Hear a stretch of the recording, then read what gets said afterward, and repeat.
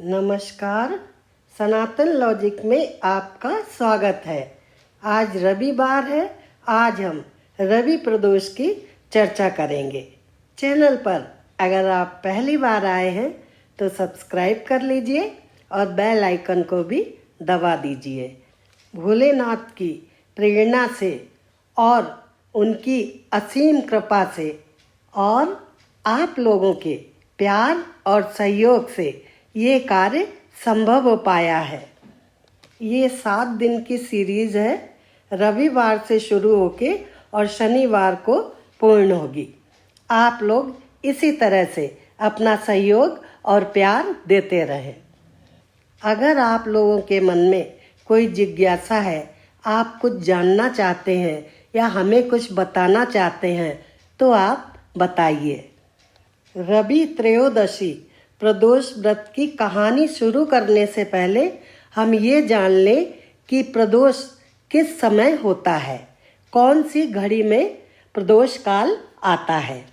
हमारे यहाँ काल गणना के हिसाब से 24 घंटे के 8 विभाजन किए गए हैं। 8 विभाजन 8 प्रहर, 4 प्रहर दिन में और 4 प्रहर रात्रि में। दिन के प्रहर इस प्रकार से हैं: पूर्वाह्न, मध्याह्न, अपराह्न और सायंकाल।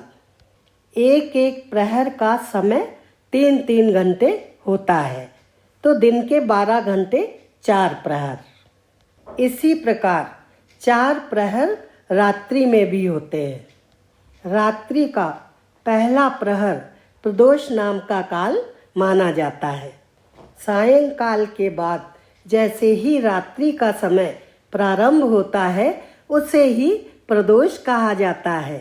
आप ऐसे भी समझ सकते हैं कि जिस समय भगवान सूर्य अस्ताचल को जा रहे होते हैं, उससे 2 घड़ी पहले प्रदोष काल प्रारंभ हो जाता है।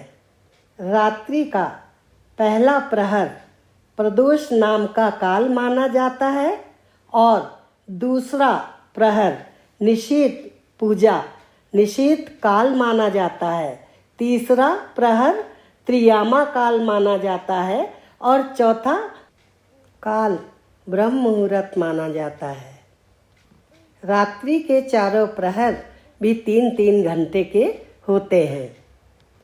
पुराणों में ऐसा भी बताया गया है कि प्रदोष काल में शिवजी स्वयं पृथ्वी पर उपस्थित रहते हैं और भगवान शिव के दूत चारों तरफ भ्रमण करते हैं और जो प्रदोष का व्रत और पूजा कर रहा होता है, शिव जी के दूत उस व्यक्ति के बारे में तुरंत शिव जी को बताते हैं। ये सुनकर शिव जी बहुत प्रसन्न होते हैं। आशुतोष भगवान भोलेनाथ की उस व्यक्ति के ऊपर कृपा बरसने लगती है। इस संसार में समस्त सुखों का उपभोग करता है। भोलेनाथ की कृपा से धन, वैभव, ऐश्वर्य, समृद्धि, पुत्र, पौत्र आदि का सुख भोग कर अंतकाल मोक्ष प्राप्त करता है। वैकुंठ के दरवाजे हमेशा उसके लिए खुले रहते हैं, ऐसा पुराणों में बताया गया है। अब हम रवि त्रयोदशी प्रदोष व्रत की कहानी कहेंगे।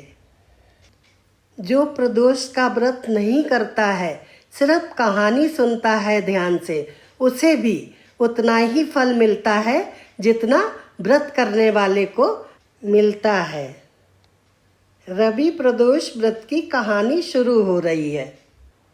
कहानी इस प्रकार है: आयु, बुद्धि, आरोग्यता या चाहो संतान, शिव पूजन विधिवत करो, दुख हरे भगवान। किसी समय सभी प्राणियों के हित के लिए परम पुनीत गंगा जी के तट पर ऋषि समाज द्वारा एक विशाल सभा का आयोजन किया गया। उस सभा में व्यास जी के परम प्रिय शिष्य पुराण वेत्ता सूत जी महाराज हरि कीर्तन करते हुए पधारे। शौनकादि 88,000 ऋषि मुनिगण ने सूत जी को दंडवत प्रणाम किया। सूत जी ने भक्ति भाव से ऋषिगण को आशीर्वाद दिया और अपना स्थान ग्रहण किया। ऋषिगण ने विनीत भाव से पूछा, हे परम दयालु, कलयुग में शंकर भगवान की भक्ति किस आराधना द्वारा उपलब्ध होगी? क्योंकि कलिकाल के लिए अर्थात कलयुग के लिए पुराणों में कहा गया है कि लोग धर्म, कर्म, वेद, शास्त्र आदि से विमुख रहेंगे। मनुष्य के पास सब कुछ होगा, लेकिन फिर भी वो मन से सुखी नहीं होगा। अनेक कष्ट उसको सताते रहेंगे और वो कष्टों से त्रस्त रहेगा। हे मुनि श्रेष्ठ, कलिकाल में सत्कर्म में किसी की भी रुचि नहीं होगी। ईश्वर का नाम, ईश्वर के नाम की चर्चाएं किसी को अच्छी नहीं लगेंगी। इस कारण सबके पुण्य क्षीण हो जाएंगे एवं मनुष्य स्वतः ही असत कर्मों की ओर प्रेरित होगा। इस पृथ्वी पर तब ज्ञानी मनुष्य का यह कर्तव्य हो जाएगा कि वह पथ से विचलित मनुष्य का मार्गदर्शन करे। अतः हे महामुने, ऐसा कौन सा उत्तम व्रत है जिसे करने से मन वांछित फल की प्राप्ति हो और कलिकाल के पाप शांत हो जाएं? तब सूत जी बोले, हे शौनकादि ऋषिगण, आप धन्यवाद के पात्र हैं। आपके विचार प्रशंसनीय हैं व जन कल्याणकारी हैं। आपके हृदय में सदा परिहित की भावना रहती है। आप धन्य हैं। हे शौनकादि ऋषिगण, मैं उस व्रत का वर्णन करने जा रहा हूँ जिसे करने से सब पाप और कष्ट नष्ट हो जाएंगे तथा जिस व्रत को करने से धन वृद्धिकारक होगा, सुख प्रदायक होगा, संतान व मन वांछित फल प्राप्त होगा। इसे भगवान शंकर ने सती जी को सुनाया था। सूत जी बोले, आयु वृद्धि व स्वास्थ्य लाभ हेतु रवि त्रयोदशी प्रदोष का व्रत करें। इसमें प्रातः स्नान कर निराहार रहकर शिव जी का मनन करें। अगर आप निराहार नहीं रह सकते हैं तो आप अल्पाहार भी कर सकते हैं।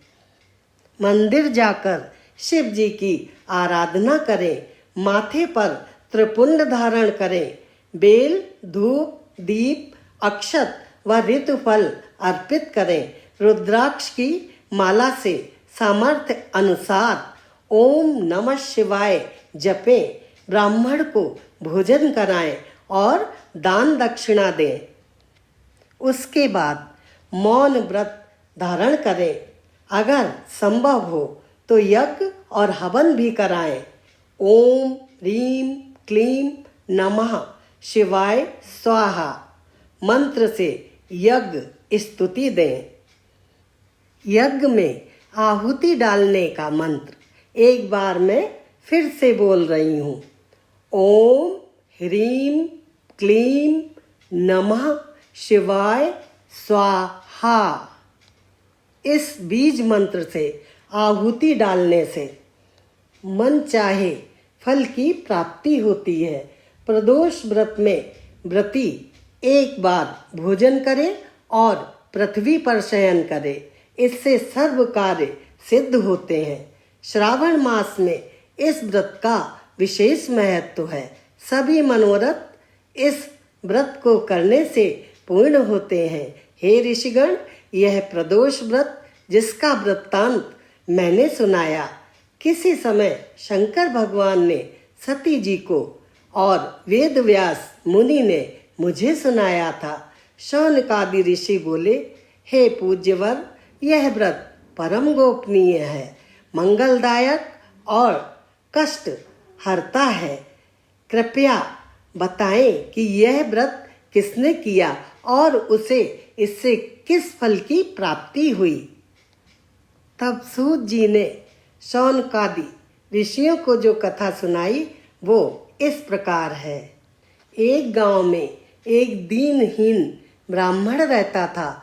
उसकी धर्मनिष्ठ पत्नी प्रदोष व्रत करती थी। उसके एक पुत्र था। एक बार वह पुत्र गंगा स्नान को गया। दुर्भाग्यवश मार्ग में उसे चोरों ने घेर लिया और डराकर उससे पूछने लगे कि उसके पिता का गुप्त धन कहाँ रखा है। बालक ने दीनता पूर्वक बताया कि वे अत्यंत निर्धन और दुखी हैं, उनके पास गुप्त धन कहाँ से आया। चोरों ने उसकी हालत पर तरस खाकर उसे छोड़ दिया। बालक ने अपनी राह पकड़ ली। चलते चलते वह थककर चूर हो गया और बरगद के एक वृक्ष के नीचे सो गया। तभी उस नगर के सिपाही चोरों को खोजते हुए उसी ओर आ निकले। उन्होंने ब्राह्मण बालक को चोर समझकर बंदी बना लिया और राजा के सामने उपस्थित किया। राजा ने उसकी बात सुने बगैर उसे कारावास में डलवा दिया। उधर बालक की माता प्रदोष व्रत कर रही थी। उसी रात्रि राजा को स्वप्न आया कि वह बालक निर्दोष है। यदि उसे नहीं छोड़ा गया तो तुम्हारा राज्य और वैभव नष्ट हो जाएगा। सुबह जागते ही राजा ने बालक को बुलवाया। बालक ने राजा को सच्चाई बताई। राजा ने उसके माता पिता को दरबार में बुलवाया। उन्हें भयभीत देख राजा ने मुस्कुराते हुए कहा, तुम्हारा बालक निर्दोष और निडर है। तुम्हारी दरिद्रता के कारण हम तुम्हें 5 गांव दान में देते हैं। इस तरह ब्राह्मण आनंद से रहने लगा। शिव जी की दया से उसकी दरिद्रता दूर हो गई। इस प्रकार से जो रवि प्रदोष का व्रत करेगा और कथा सुनेगा उसकी हर मनोकामना पूरी होगी। जाने से पहले चैनल को सब्सक्राइब कर दीजिए और लाइक के बटन को दबा दीजिए। आज बस इतना ही। सोमवार को सोम प्रदोष की कथा सुनेंगे। ओम